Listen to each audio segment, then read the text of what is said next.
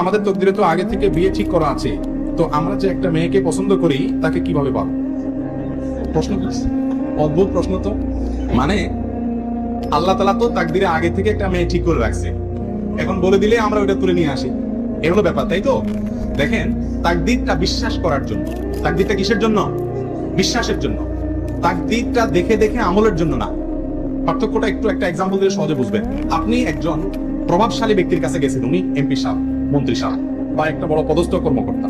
আপনার একটা কাজ নিয়ে গেছেন, আপনি কাজটা নিয়ে তার কাছ থেকে গেছেন, যে তার কাছ থেকে কাজটা আদায় করতে গেছেন, যেভাবে আদায় করা যাবে তার সব পলিসি ঠিক করছেন। উনি ঘুষখোর হলে ঘুষের বান্ডিল নিয়ে গেছেন, কথার কথা।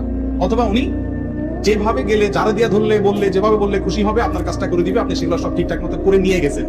এরপরে আপনি জানেন যে ওনার ইচ্ছার উপরে নির্ভরশীল, উনি দিলে হবে, না দিলে হবে না। এই যে আপনি জানেন একটা যে হবে সেটাই, যেটা উনি করবেন, আমার চেষ্টা আমি করব।